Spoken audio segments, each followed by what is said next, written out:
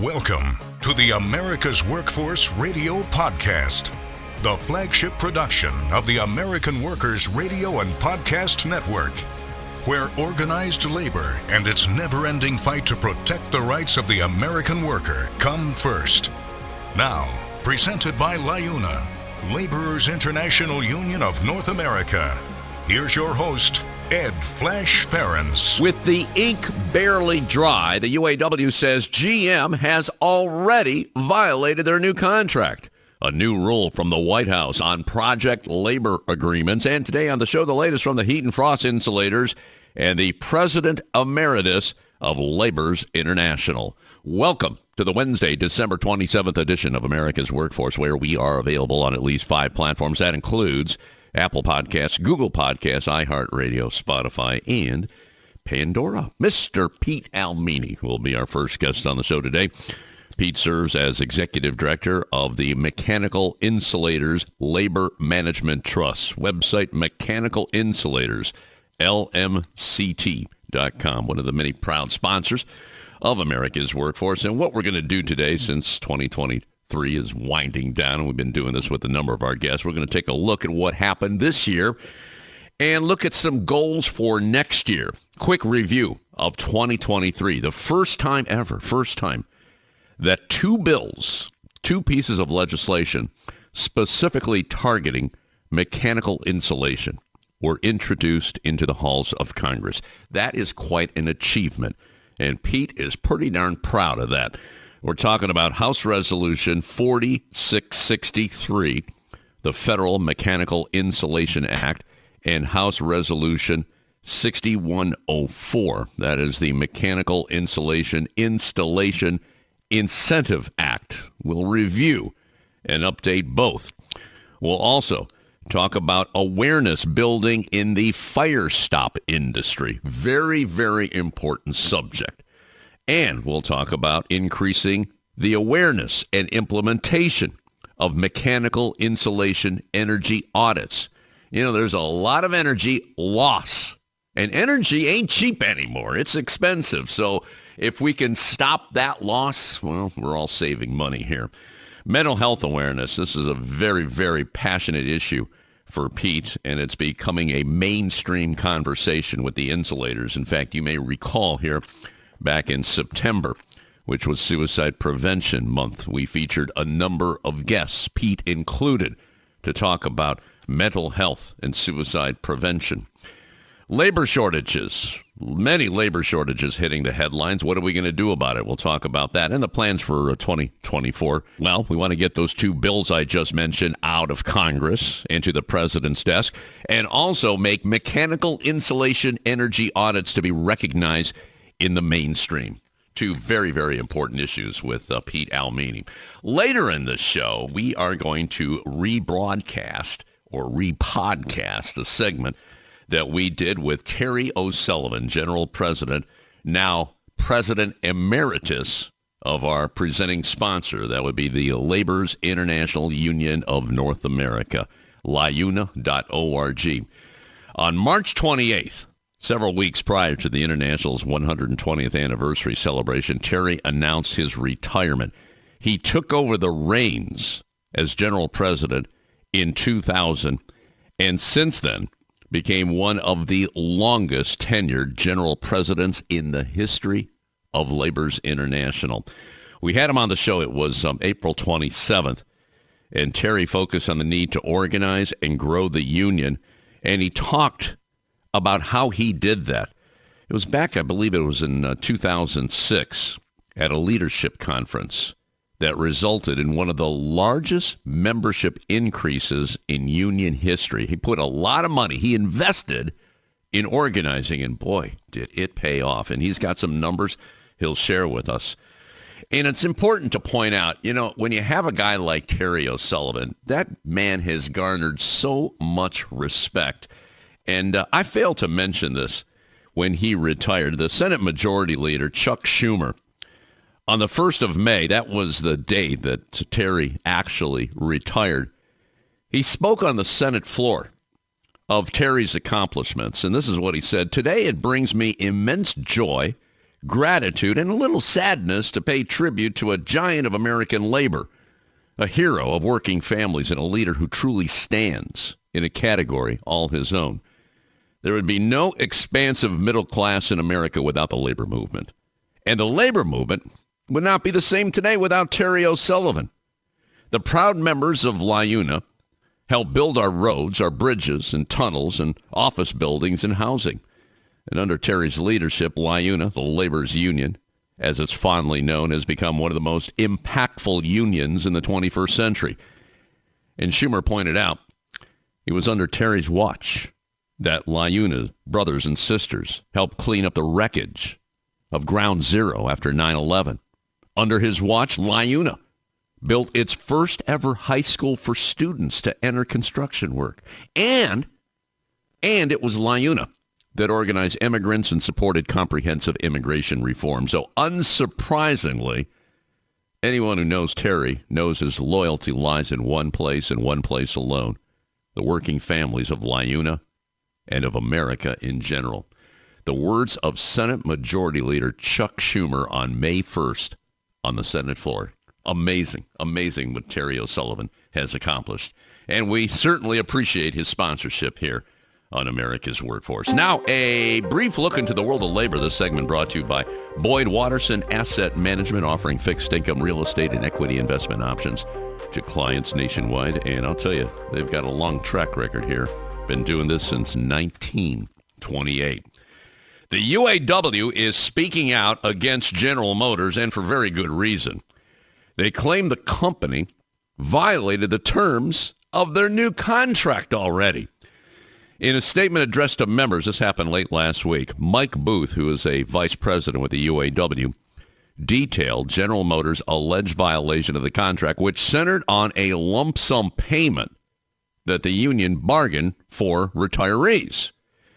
The union said GM decided to exclude a certain group of retirees who receive a Delphi benefit guarantee from receiving a $500 lump sum payment that was meant to be paid out according to the 2023 National Agreement. This is what Booth said. The UAW is currently having discussions with General Motors and doing everything possible to rectify this. If we are unable to resolve the issue during these talks, we will pursue all available contractual and legal remedies on behalf of the impacted retirees and surviving spouses. Tony Toddy is the president of UAW Local 14, and they will feel the pinch on this one. He said, "We hold our retirees sacred. They're on our wall. We fight for them because we wouldn't have what we have without them." So if you promise them something and you don't give it to them, well, guess what? We're going to fight to get that for them. This alleged breach of contract carries weight in the timing of it, according to Toddy, with members anticipating the payment as bargained. They were told a specific day they could expect to receive it, and it just didn't show up. And you know what? That's not good around Christmas time. The company should not be a Scrooge, so live up to your agreements. GM has yet to comment on this, but we do have a statement from President Mike Booth. And he said during the 2023 contract talks, the UAW successfully bargained a $500 annual lump sum payment for eligible retirees. The first payment went out Friday, December 15th. Due to administrative issues, some retirees were inadvertently left off the initial list and will be receiving theirs on Friday, January 19th in the new year. The company unilaterally decided to exclude a select group of retirees who receive a Delphi benefit top-up benefit from receiving the $500 lump sum payment. Well, this decision by the company is a violation of our agreement and, as you know, is contrary to the past practice established by the parties in 2015 when this same group received the bargaining retiring payments along with all other GM retirees. So they got some precedent here. Members of Steelworkers Local 152M, this is out of Wheeling, West Virginia, have ratified a 2-year collective bargaining agreement with TechnoCap that raises wages, increases pension contributions, creates safeguards for workers, and provides other improvements. Now, this deal comes more than 4 years after the approximately 50 workers' previous contract expired. In that time, TechnoCap, a manufacturer of metal closures, committed serious violations of federal labor law, such that the Labor Board this past August went so far to condemn the company as a repeat offender. Larry Ray is the director of District 8 for the Steelworkers, and that's the district that represents workers in West Virginia and 3 other nearby states. Larry credited the win to the strength and solidarity of the members. He said, "It's clear that TechnoCap had every intention of trying to break our resolve and force a deeply concessionary contract right down our throats, but we remained united, and we finally prevailed." Listen to this. Over the course of the negotiations, the union was forced to file more than 50 unfair labor practice charges. The illegal actions included unilaterally cutting employee health insurance and forcing employees to work 12-hour shifts. Amazing what some companies will do. My gosh. There's some good news here. The Biden administration has unveiled a new rule requiring companies working on large federal infrastructure projects to reach project labor agreements. How about that? In these agreements, the employers and unions collectively bargain wages, benefits, and other conditions before workers are hired for that project. And importantly, they also cover non-unionized employees. The administration anticipates that the rule will bring union protections to almost 200,000 workers. All right, quick break. Pete Ielmini on behalf of the Heat and Frost Insulators coming up next. You're listening to America's Workforce with Ed Flash Ferenc. It takes LiUNA to build North America's infrastructure. From roads and bridges to schools and skyscrapers, the men and women of LiUNA, the Laborers International Union of North America, build the projects we depend on. From constructing the Freedom Tower on the site of the former World Trade Center to untangling Washington, D.C.'s congested interstate, LiUNA members do the work that matters. Find out what it takes to be built by LiUNA at liuna.org. That's LiUNA.org. We're the nurses, firefighters, and claims representatives that help keep our government services running. We respond to natural disasters. We care for our nation's veterans, and we investigate discrimination in the workplace. We are federal and D.C. government workers, and we are proud to serve the American people. Working in more than 70 agencies across the government, we know we can fulfill our mission because our union has our back. Learn more at afge.org. Paid for by the American Federation of Government Employees, AFL-CIO. America's Workforce is brought to you in part by the United Auto Workers. Find more at uaw.org. There is unity and strength for workers. We are the USW. We are the USW. The United Steelworkers. The largest industrial union in North America. We represent 850,000 members in the U.S., Canada, and the Caribbean. We work in metals, rubber, chemicals, paper, oil refining, atomic energy, and the service sector. We are steelworkers, standing strong and fighting for what's right. The Heat and Frost Insulators and Allied Workers are proud to be a title sponsor for America's Workforce Radio. The Insulators Union is leading the way in the mechanical insulation industry, fire stopping, and infectious disease control. Regarded as North America's energy conservation specialists, these professionals are known for their professional work and dedication. You can learn more about the Insulators Union at insulators.org. America's Workforce is brought to you in part by the Communication Workers of America. You can find more at cwa-union.org. Now, back to America's Workforce. Here's Ed Flash Ferenc. And remember, you can check us out on Facebook or follow us on X, formerly known as Twitter. That would be AWF Union Podcast. By the way, this next segment brought to you in part by the Ohio Federation of Teachers. oh.aft.org is your website. Let's go to the state of New Jersey. Love talking to this guy, longtime supporter and contributor. and sponsor of America's Workforce. That would be Pete Ielmini on behalf of the Heat and Frost Insulators. He serves as Executive Director of the Labor Management Trust, Mechanical Insulators LMCT.com. Mr. Ielmini, my Jersey guy, how we doing today, brother? Hey, how you doing today? I'm doing well. Kind of glad that the Christmas holiday is behind us, getting ready for New Year's. But how was your holiday? Because we spent a lot of time with family, and that's what this is all about. But you know, there's a point where we have to disconnect, and I think that time is right now. But what about you? Oh, we had a great time. Spent a lot of time with family and friends, and being that Christmas was on a Monday, it really was like a long weekend. We started to gather on Friday and ended up through the weekend all the way into Sunday. And what really made it special for me, my wife and I, we were invited to the White House for a Christmas party at the White House on last Wednesday. And it was a labor event. All of anyone who was involved with labor unions were at the White House with this dinner. But it was pretty special to be in the White House, seeing all the decorations, and we were able to even listen to Joe Biden speak a little bit. It was pretty cool. You know, it's funny because I kept looking for my invitation and it just never showed up in the mail. Maybe next year I'll get mine. But that's that's pretty. Was that the first time you got an invite to a dinner like that? Yes, it was.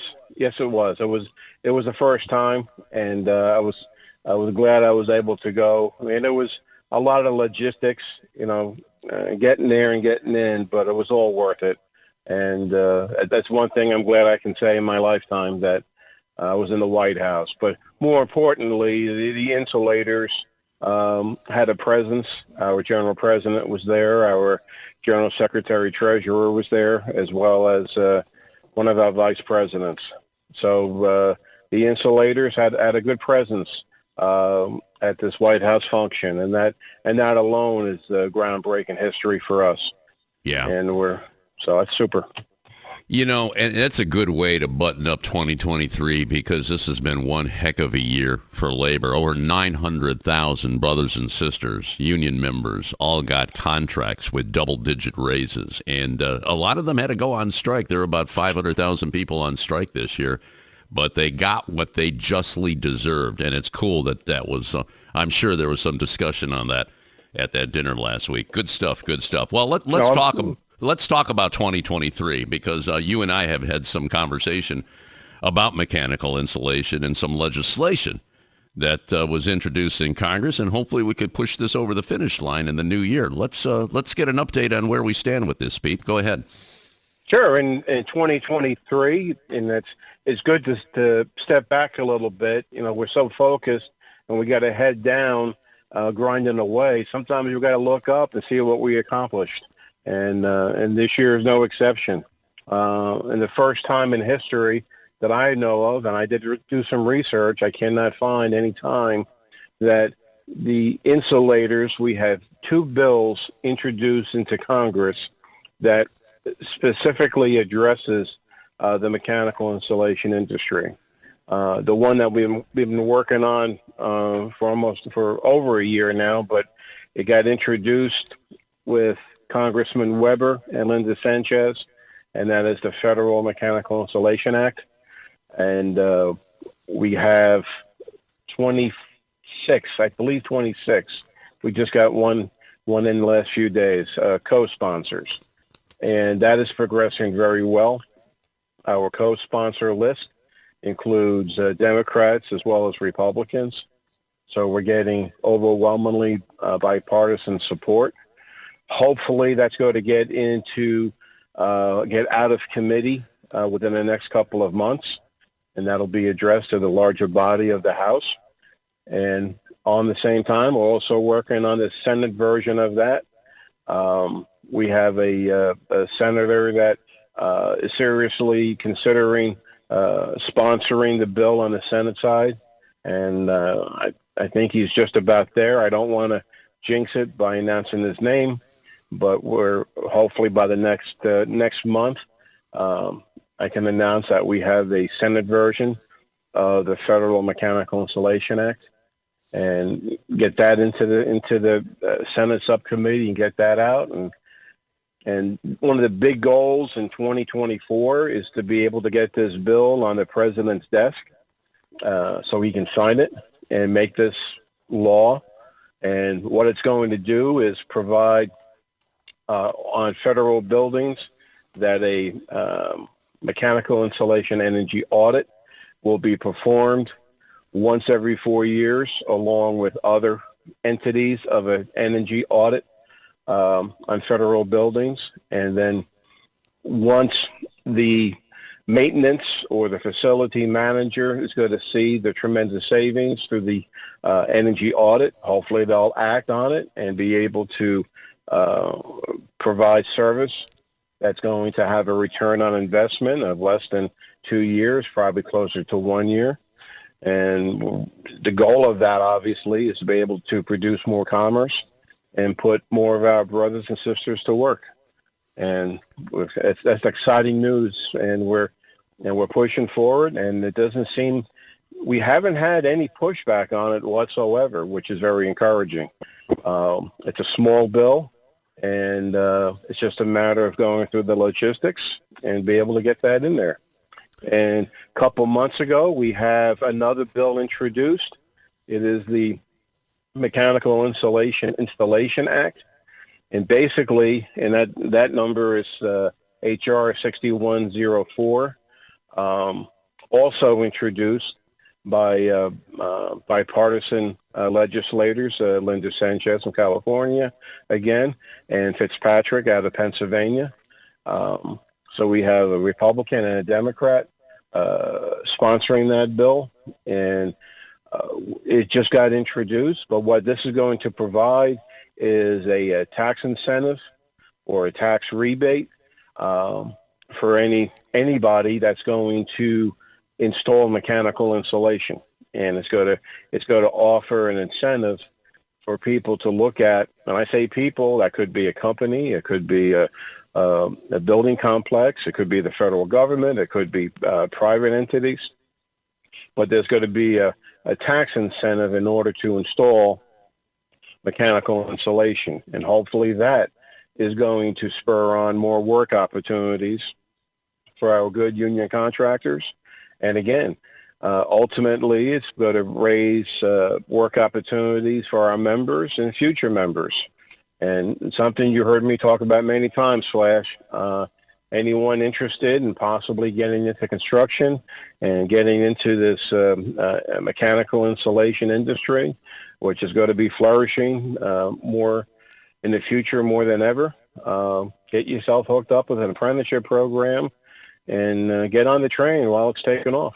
There's a lot of potential.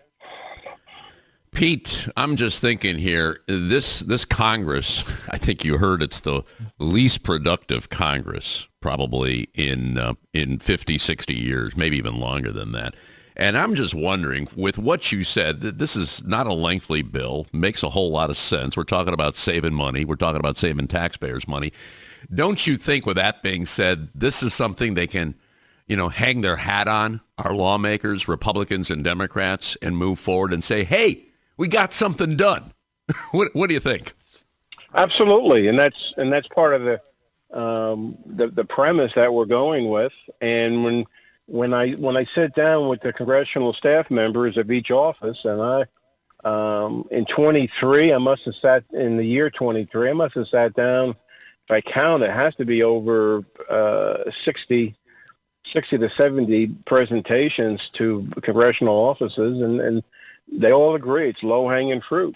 And I'm kind of excited to be able to use possibly the political machine and the power of re-election. Next year is going to be a very tenuous election all across the board, and our legislators are going to look for some base hits, even home runs, to be able to prove to the American people that they are getting something done. And this is something that can go along with that as well. And you're exactly right. We'll just have to see what happens in the new year, which is right around the corner. Pete Ielmini joining us on our live line today on behalf of the Heat and Frost Insulators Labor Management Trust. Do check out their website, Mechanical Insulators, LMCT.com. We'll continue with Pete. Later in the show, we're going to replay a segment that I did with Terry O'Sullivan, now President Emeritus of Labor's International, our presenting sponsor, right here on America's Workforce. Back in a few. This is America's Workforce. More shows available at awfradio.com. It takes LiUNA to power North America with affordable energy. The men and women of LiUNA, the Laborers International Union of North America, have the skills needed to build and maintain oil, natural gas, nuclear, solar, and wind projects that are shaping America's energy future. From new energy tech to retrofitted facilities, LiUNA members do it all. Find out what it takes to be powered by LiUNA at liuna.org. That's LiUNA.org. The Ironworkers Great Lakes District Council, consisting of 8 ironworker local unions in West Virginia, Pennsylvania, Ohio, and Michigan. We build the skylines and bridges along the Great Lakes. With more work than ever before, the Great Lakes District Council is actively searching out the next great ironworker, whether it's building the next Intel plant or constructing a bridge to safely connect our great cities along the lake. So join the Ironworkers Great Lakes District Council today. Find out how and learn more about the council by visiting iwdistrictcouncil.com. America's Workforce is brought to you in part by the International Brotherhood of Teamsters, where you can find more at teamster.org. A great union requires a reliable election system. Survey and Ballot Systems is a trusted election partner with more than 30 years of expertise in managing union elections. By partnering with SBS, your union can ensure it gets an auditable process and a high level of customer service. SBS is here to help you conduct your union vote securely, transparently, and with trust building always in mind. Visit surveyandballotsystems.com to learn more. America's Workforce is brought to you in part by the International Federation of Professional and Technical Engineers. You can find more at ifpte.org. America's Workforce is sponsored in part by Boyd Watterson Asset Management, LLC. Find out more about our investment solutions tailored to meet the needs of Taft-Hartley funds at boydwatterson.com. America's Workforce is brought to you in part by the United Steelworkers. You can find more at usw.org. America's Workforce is presented by the Laborers International Union of North America. Feel the power right now at liuna.org. Now, back to Ed Flash Ferenc with America's Workforce. And remember, you can check us out on at least 5 platforms. That includes Apple Podcasts, Google Podcasts, iHeartRadio, Spotify, and Pandora. When you get an opportunity, just sign up and receive our shows on a regular basis and give us a rating. We always appreciate those 5-star ratings. By the way, this next segment brought to you in part by the North Coast Labor Federation. Let's go back to our live line. Rejoin Pete Ielmini on behalf of the Heat and Frost Insulators Labor Management Trust. We're talking about mechanical insulation, 2 bills that were introduced into Congress this year. Hopefully, they will cross the finish line next year. But one thing we didn't touch on, you and I have talked about Firestopping. And I think it's really important to expand the awareness of what the heat and frost insulators do. I would imagine that's going to be another priority going into the new year, Pete. Am I correct in saying that? Absolutely. It's a priority and no more or less than any other year. Firestopping is a technology and an industry that is best suited for the insulators to perform. And it hits so many check marks as far as what we do as insulators. And we have to be able to expand that market. And this is something that's kind of passionate for me because it goes beyond saving money. It goes beyond energy conservation and pollution, which is, the 3 pillars of what we do with mechanical insulation. Firestop technology and the installation of Firestop products properly will simply save lives. And I'm not sure how anyone could put a price tag on that. And it's a shame. People find out about Firestop and the industry and what can be done after a fire happened in the building. And they go and there's an investigation and they identify where the fire started, and they can the inspectors can actually migrate where the fire more importantly, where the smoke migrated throughout the building. And that's what kills most people in a fire is the smoke inhalation. And in the year, well, I'm going to say it, I'll be the first one to say it, in the year 2024, it's a shame that this technology is not used in every single building in this country to be able to save lives. When you think about all the money that's spent to be able to protect the people and protect families, and a lot of it is spent and a lot of it's used in good ways, but we have to raise the awareness of what fire stopping can do. It goes beyond saving money. This will save lives. Absolutely. Labor shortages were in the news in 2023, but you wanted to add to that. Apparently, there's a contractor shortage, especially with the insulators. Can you explain what's going on here, Pete? Sure. There is a labor shortage in this country. I don't think it's any secret. And I'm going to say a shortage of skilled labor, and that's the labor that's within our building trades. When somebody has a developed skill, we need to be able to not only train them, but we have to have a place for them to go to work. And we can train as many people as we want, providing that there is an opportunity for work. And the labor shortage gets the headlines. What's beneath that, and what most people don't realize, is that in order for a tradesman to go to work, they have to go work for a contractor, and there's a contractor shortage. The opportunities what the contractors are doing, if their docket is full and they expand and they fulfill all of their resources, they can't go out and get more work. One of the keys for failure for any business or even a contractor is to take more work on that they can't handle. Mm-hmm. And there's always a balance of, they need labor, and they're absolutely correct. And the labor unions are working hard to fulfill those needs. But we also need contractors that are going to go out there and be able to generate more work.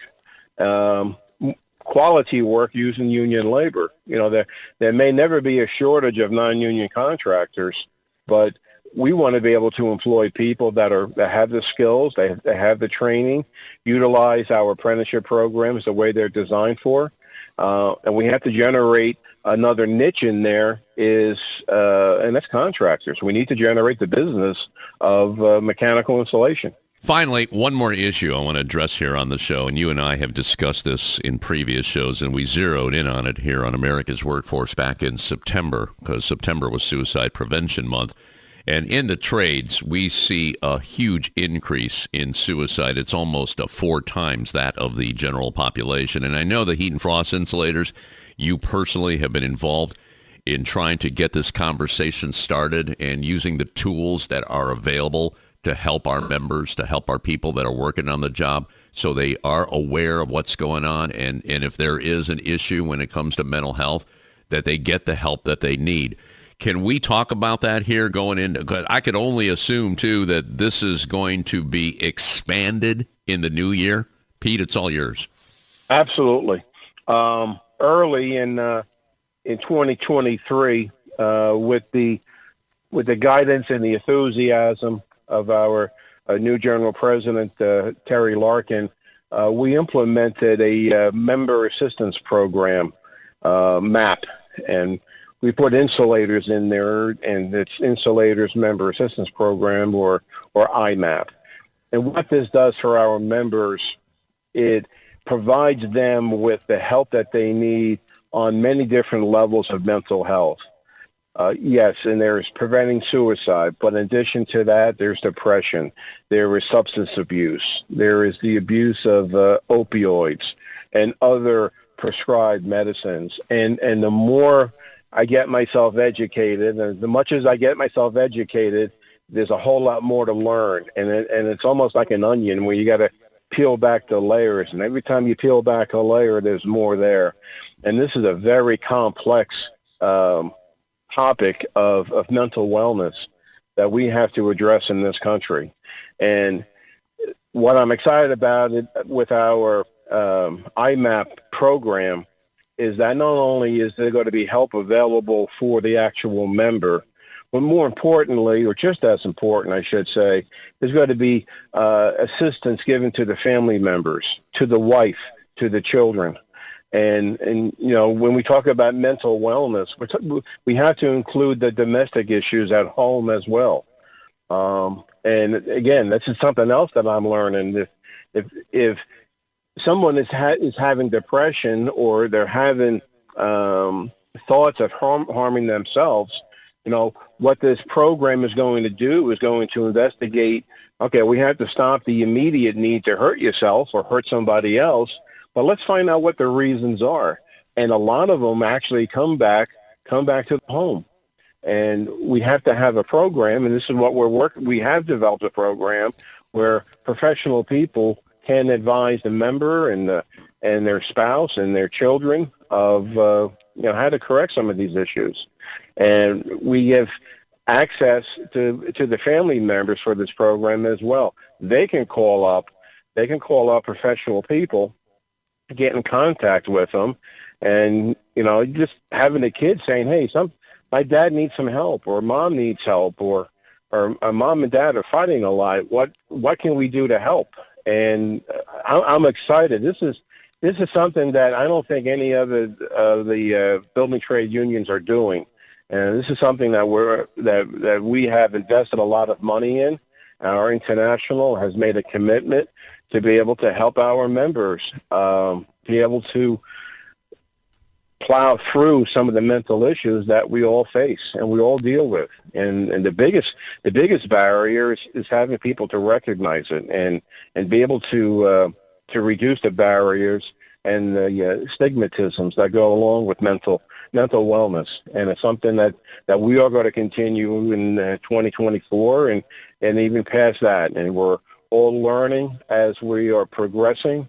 But we have to have these conversations. The biggest thing that we can do is to have this in mainstream conversations, and we're getting there. We're making great progress. Well, you made a heck of an investment here, and let's stay on this issue in the new year because you got to save one life at a time. It's so important, so important. But the important part of this is to have that conversation, and you have the tools, obviously. You put a lot of work into this, and you have the tools to make this happen. Pete Ielmini, on behalf of the International Association of Heat and Frost Insulators. I forgot to mention the Insulators website. It's insulators.org, okay, insulators.org. And Pete serves as Executive Director of the Mechanical Insulators LMCT. That's a labor management trust. That website is mechanicalinsulators.lmct.com. You take care, my friend. Enjoy the New Year's holiday, and we will talk in January, okay, my brother?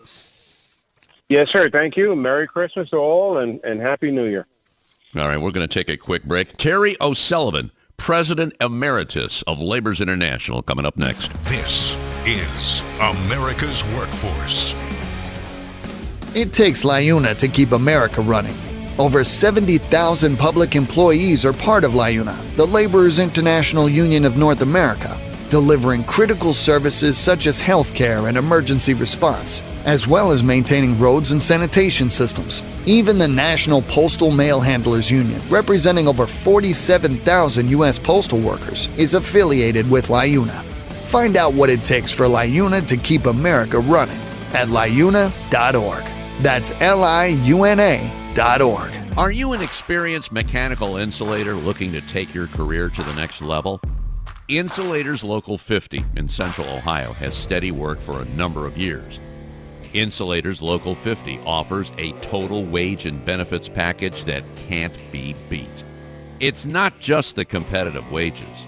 Local 50 also provides medical, vision, and dental insurance with no paycheck deductions for you and your family.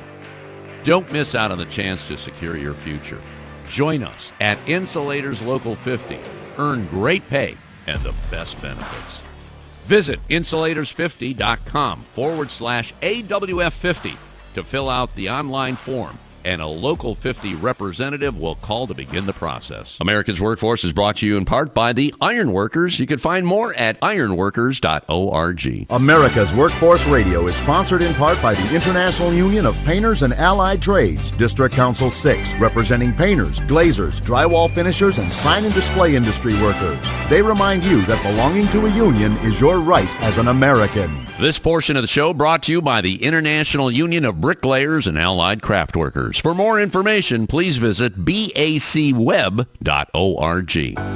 This segment of America's Workforce is brought to you by Survey and Ballot Systems. SBS has been providing unions with secure and flexible election options for over 30 years. Visit surveyandballotsystems.com to learn more.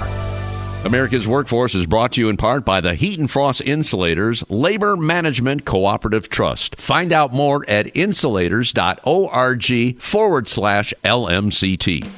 Now, back to America's Workforce.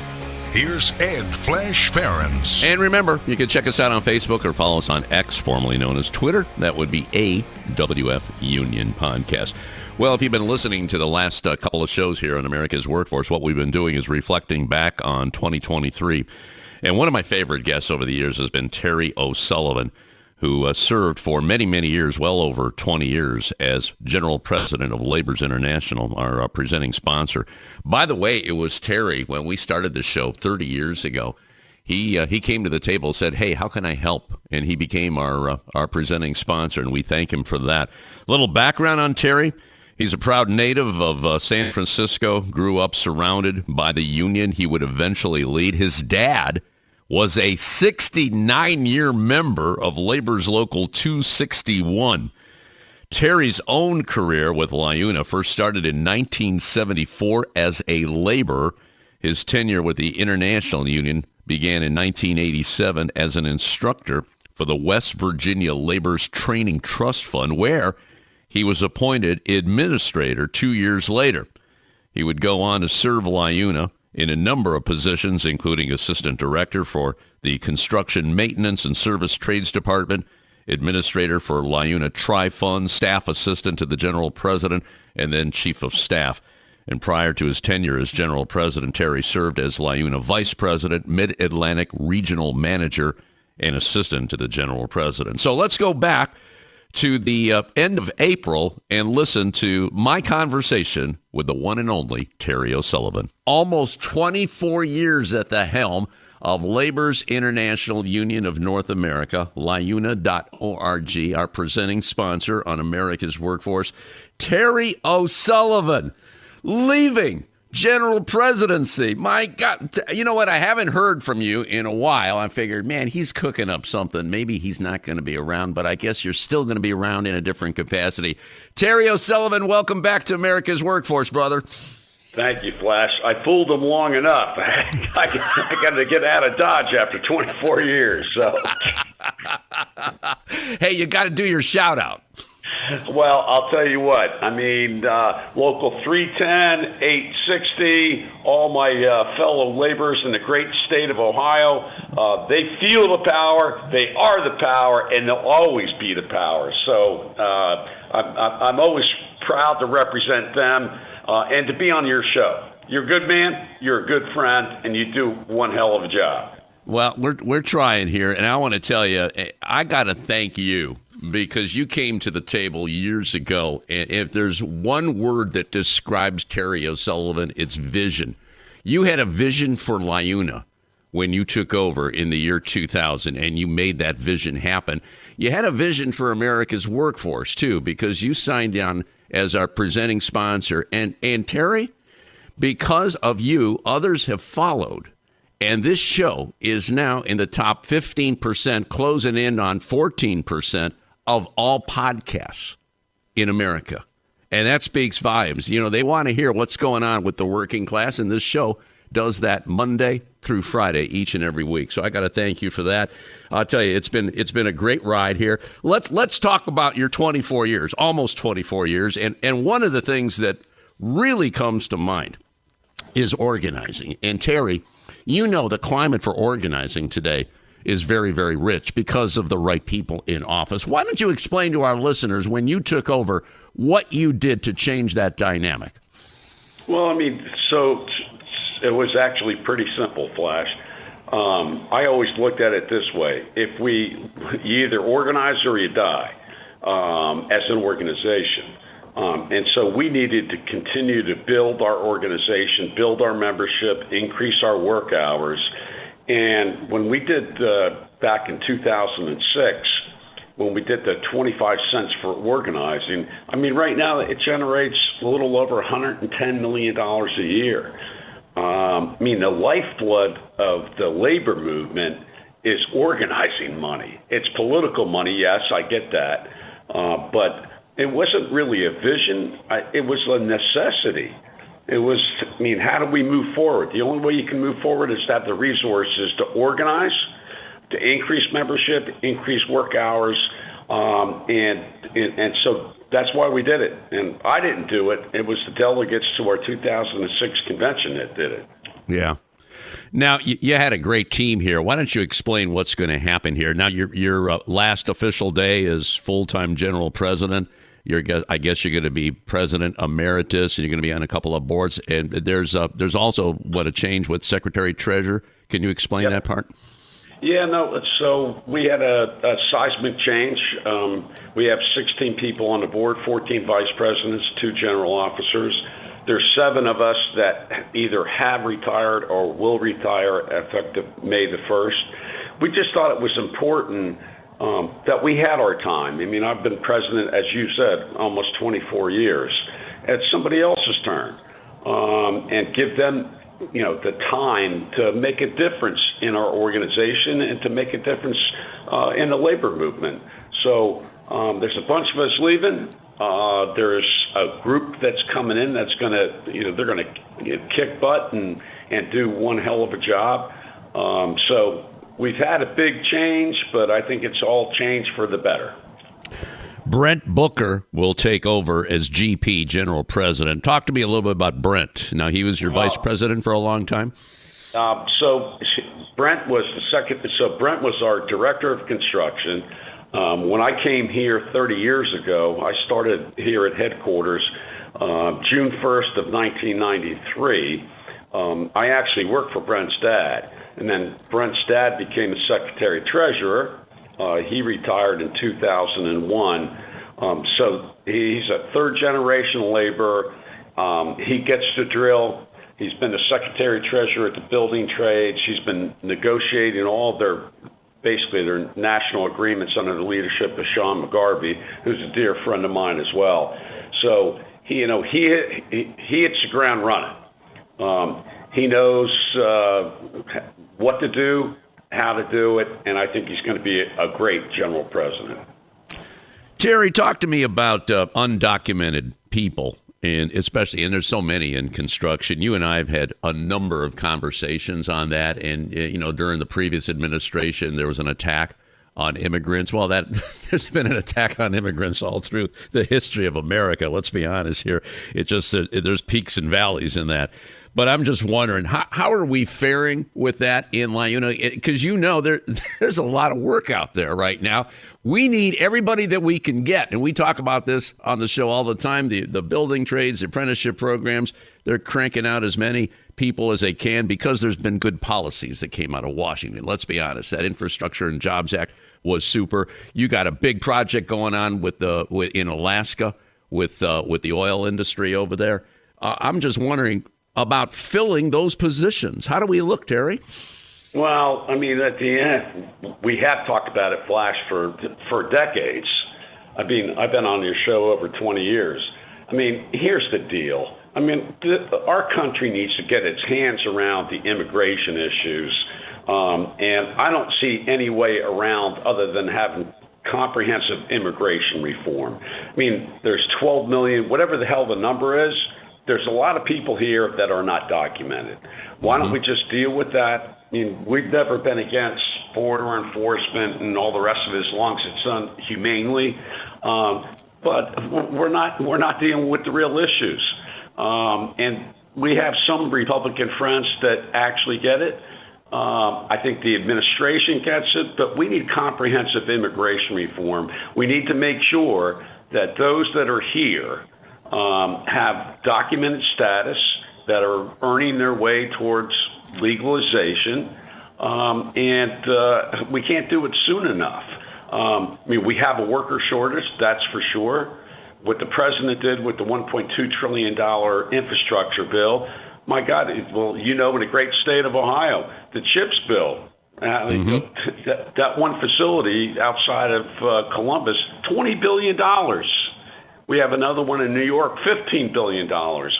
We have another one in Idaho, of all places, at $10 billion, all being done under project labor agreements with the proud, strong, and united men and women of the building trades.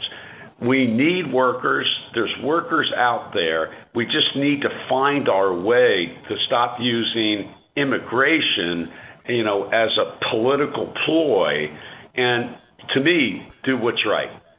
Absolutely. Well, you got to be proud of the first couple of years in the Biden administration with one of your brothers, Mr. Marty Walsh of Local 223, taking over as labor secretary. Let me ask you, have you had any conversations since he's now with the Players Association of the NHL?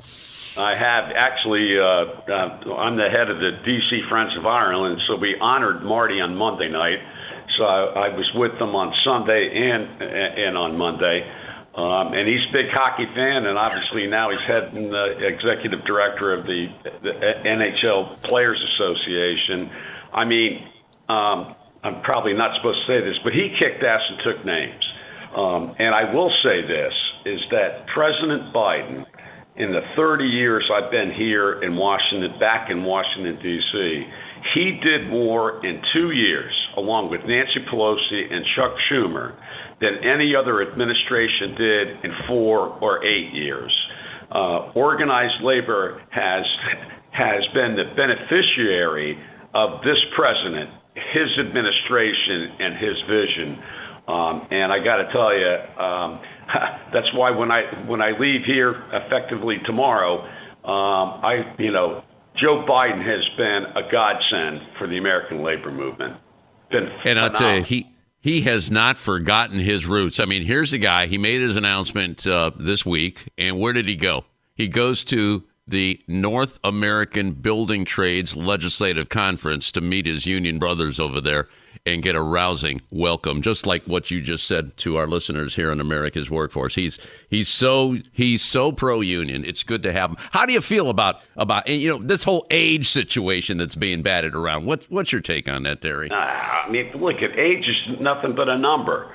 I mean, at the end of the day, look at what this man does. Look what this leader does. He's been incredible. I mean, hell, I'm 68. And I guess he's 81, but he's got a bigger hop in his step than I do. So age doesn't matter. It's what you say and what you do. Right. And I think Joe Biden leads by example. He's never forgotten, his Scranton roots, and he's never forgotten that he's a working class guy. All your listeners, all our members, that's what we are. We're not trying to get rich. We're trying to make a living, trying to live a middle-class way of life. And Joe Biden has never forgotten that. And I think he governs that way. And I think that, the first 2 years of his administration will be reflective of his next 2 years. And I was proud and happy when he announced that he's going to run for another 4 years, because this country needs Joe Biden. It needs that kind of leadership and somebody that is actually one of us. Amen, brother. Terry O'Sullivan, outgoing General President of Labor's International, presenting sponsor of America's Workforce. Well, you stay in touch with us, and do me a favor, tell Brent Booker we'd like to get him on the show and talk about the next generation here of LiUNA. How's that sound? We'll do that, Flash. And again, thank you for your decades of service to the working men and women of the great state of Ohio and the working men and women throughout our country. You've been great. You've been a great friend. And I will be back if you'll have me. Terry O'Sullivan, President Emeritus of Labor's International. That'll be it for another edition of America's Workforce. Coming up tomorrow, Bill Samuel, Government Affairs Director of the AFL-CIO, and Sean McGarvey, President of the North American Building Trades. Until then, all of you have a safe and wonderful day. That concludes another episode of the America's Workforce Radio Podcast. Thanks for listening. And be sure to subscribe so you never miss a show. America's Workforce is a production of Labor Tools and BMA Media Group. Find out more information online at labortools.com.